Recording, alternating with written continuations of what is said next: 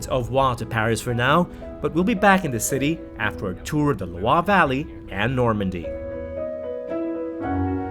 Our next destination is Chartres, the sacred medieval city on the road from Paris to the Loire Valley.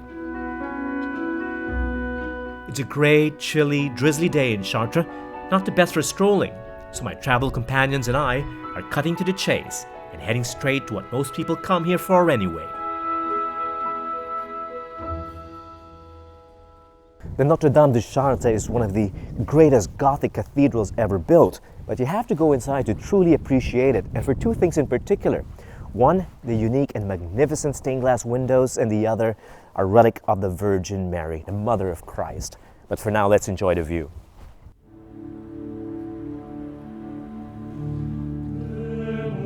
According to UNESCO, the cathedral is the high point of French Gothic art, which is why it's listed as a World Heritage Site.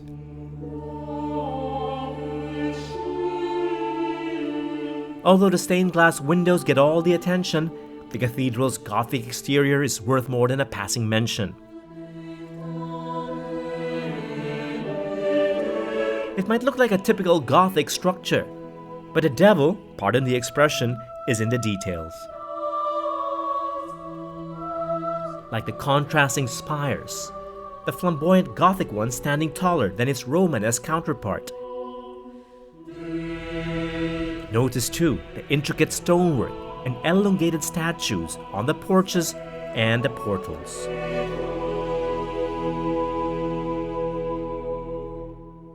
And especially the cathedral size.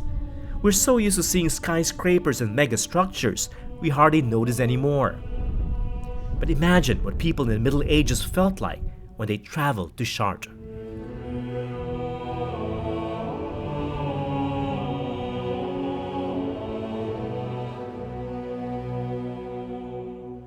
Notre Dame, of course, stands for Our Lady. That's French, which means Our Lady, the Virgin Mary. And this cathedral was popular all over France during the medieval ages for one particular thing. It was the piece of cloth, a piece of silk said to be owned by the Virgin Mary, and it was known to be miraculous.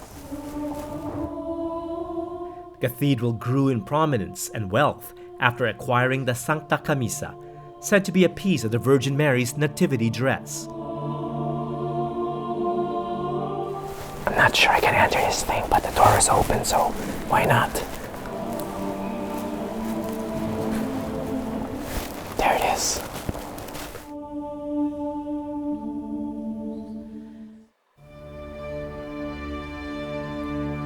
The relic was among the sole survivors of a fire that destroyed the cathedral in 1194, a story that captured the imagination of Christians everywhere. In time, Chartres became the most popular pilgrimage site in France, which meant more donations for the bishopric and the funds to commission the most glorious collection of stained glass windows in Europe. The 176 elaborately decorated and intricately detailed windows depict scenes from the Bible, and you could spend hours inside a cathedral observing the splendor of light and color.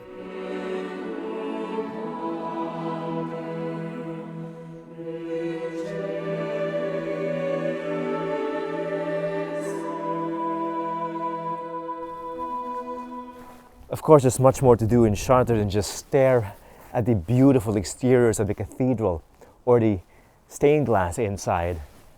The courtyard and the gardens are also spectacular.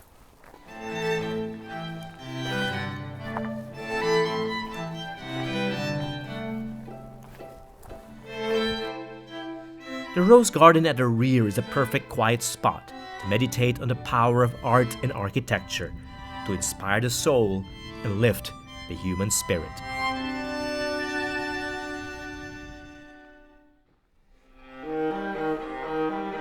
If Chartres best captures the religious ethos of the Middle Ages, then Chambord, where we're headed next, perhaps represents the self-centered humanistic impulse of the Renaissance best. In medieval times, cathedrals were royals lavished their wealth.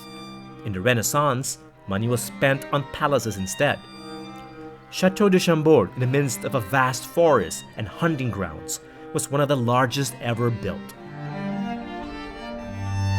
In France, the term chateau could mean a number of things: a castle, a palace, even a mansion or manor house. But here in the Loire Valley, like in Chambord, a chateau often means a vacation home for kings, royalty, and nobility.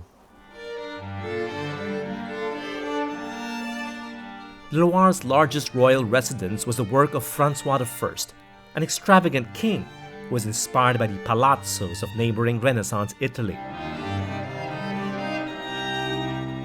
Not surprisingly, the Italian Renaissance genius Leonardo da Vinci had a hand in planning this chateau. Da Vinci, as we'll explain later in the episode, was taken under the king's wing, and their grandiose collaboration found fruition in Chambord. Highlights of the chateau include the vaulted guard rooms, with ceilings decorated with Francois I's emblem and initials, as well as a grand staircase, said to be by Da Vinci himself, with a double helix design that ensured that those going up and down would never meet. Another must-see are the roof terraces with their fancy cupolas, domes, and chimney pots.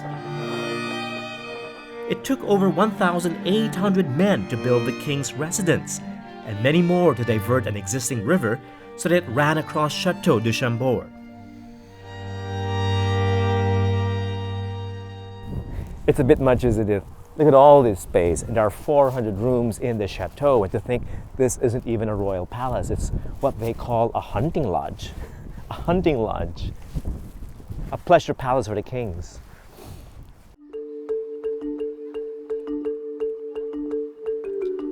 Another famously flamboyant king, Louis XIV, eventually completed the construction of the edifice, but by the time he did, the royal court had already moved back to Paris, and Chambord soon fell out of service.